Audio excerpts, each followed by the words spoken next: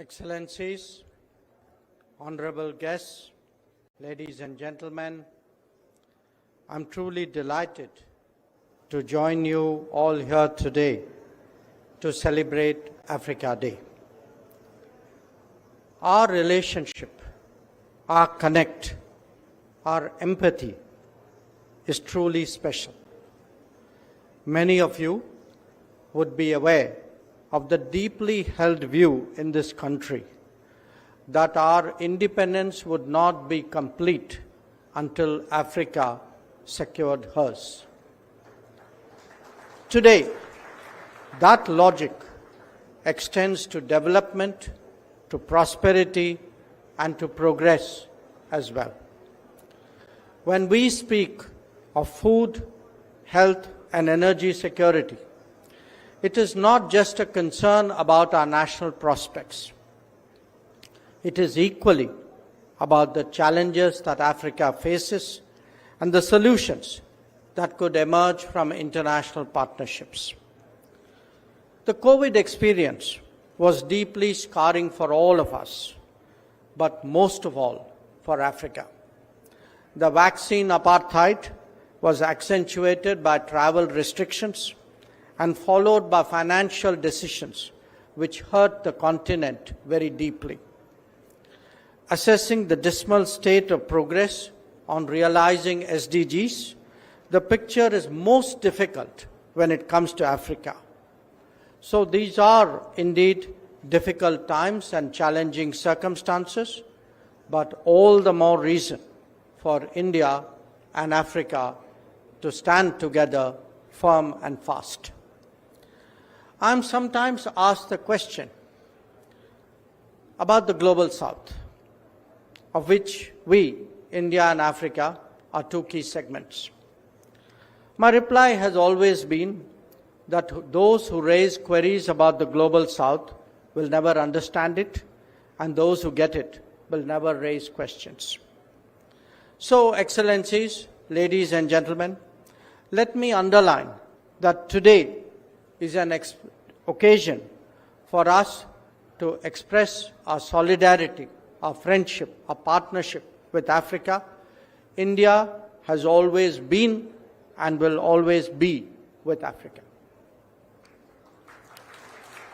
Having said that, I must also fully recognize the profound transformations underway, economic, social, and political, as Africa steadily emerges as the continent of the future.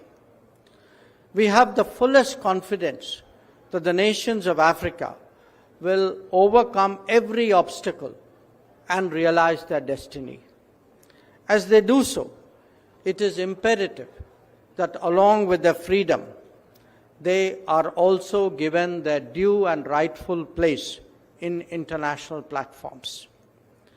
In keeping with its long-standing espousal of the African cause, it was natural that India, in its G20 presidency, pushed for African Union's full membership of the G20. The same spirit guides our approach to the reform of the United Nations, especially the Security Council. We believe that Africa should be represented in line with the Esselweni Consensus and the Sirte Declaration. We also affirm our commitment in advancing Africa Development Framework Agenda 2063, aimed to provide a better, secure, and sustainable future for the people of Africa.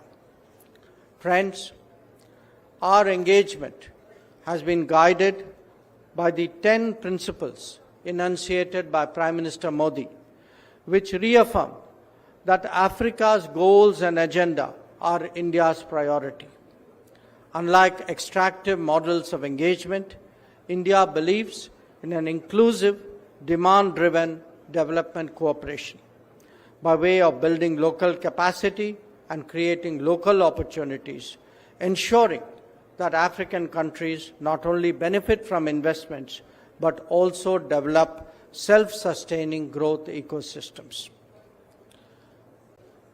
India is committed to the overall development of Africa by keeping our markets open, sharing our experiences with the digital revolution to support Africa's development, improving delivery of public services, spreading education and digital literacy in Africa, strengthening African agriculture, and working with African nations to keep the oceans open and free for the benefit of all nations.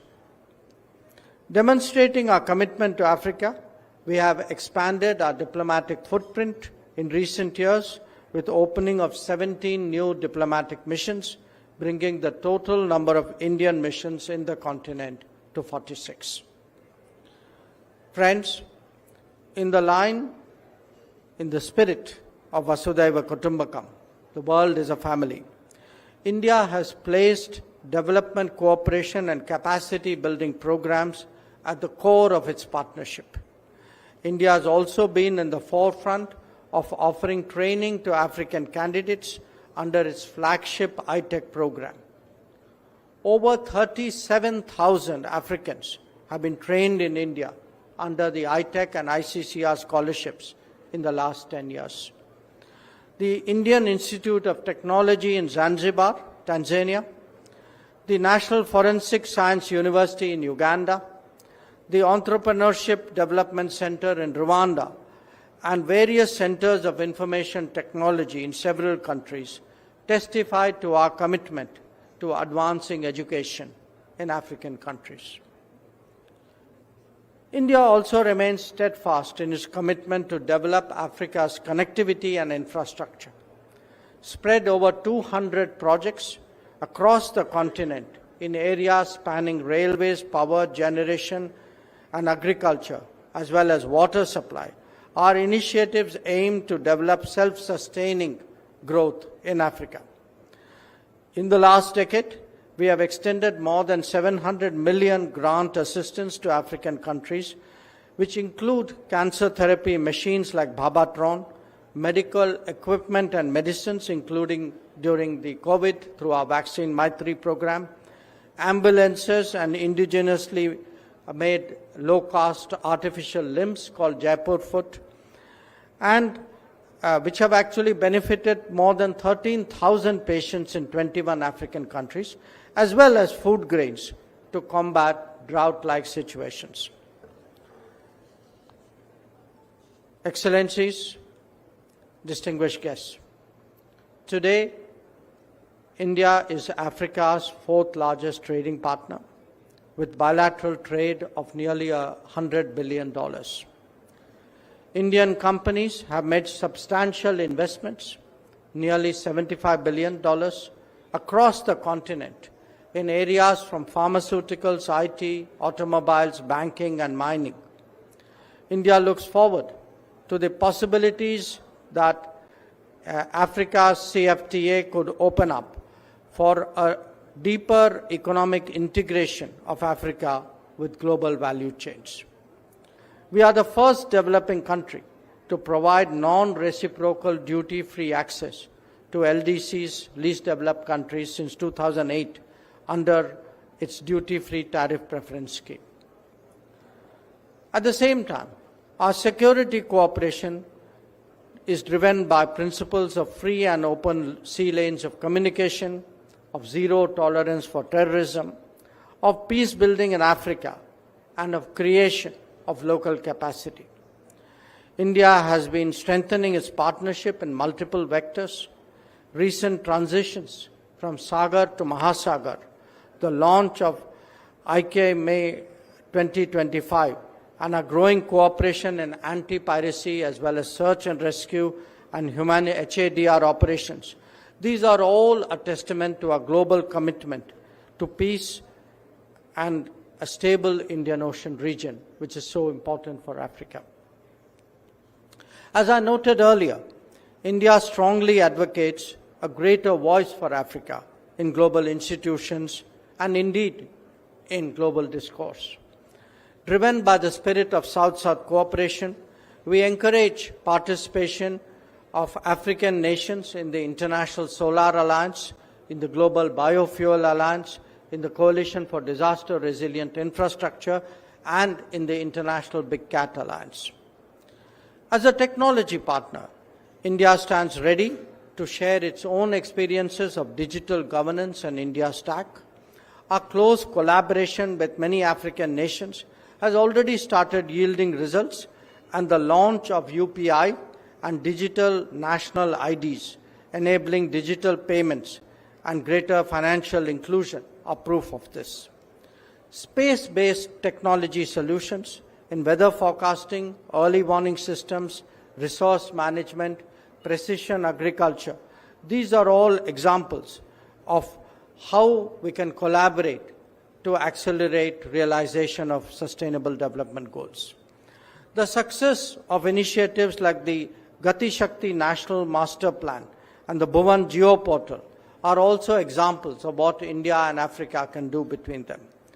In the recently adopted WAVES Summit Declaration, which happened earlier this month in Mumbai, India is committed to partnering with African nations to harness the power of their youth and media for creating a mutually beneficial creative economy. Friends, the 3.5 million strong Indian diaspora in Africa has played a role as a living bridge between our two shores. We have extended e-tourist visa facilities to 33 African nations and improved direct air connectivity to promote trade, technology, and tourism. I believe that India and Africa must engage and work closely together. In this regard, as Excellency Dean, you also mentioned, we look forward to organizing the India-Africa Summit 4 very soon. We hope that the event would provide a more contemporary agenda of cooperation aimed at realizing Africa's priorities. Africa Day 2025 is being marked with the theme of justice for Africans and people of African descent through reparations. We in India can fully empathize with Africa's pain, having been subjected to loot, pillaging, and slavery ourselves by colonial powers. While nations of the world have regained their freedom, the legacy of the past remains strong in the global order. The iniquities of the past are extrapolated into the unfairness of the present and the uncertainty of the future. The world has seen progress towards political reordering, but the economic, social, and cultural dimensions are far from being addressed. There has to be credible accounting of the past if the world is really prepared to move on. Friends, let me conclude with a quote from Prime Minister Modi, words that he said in Africa 7 years ago. He said, "If this is to be a century of nations rising together in freedom and equality, if this is to be an age when the light of opportunities dawns on all humans, if this is a time when a planet has a more hopeful future, then all of this magnificent continent of Africa must walk in step with the rest of the world. India will work with you and for you." I thank you. Thank you so much.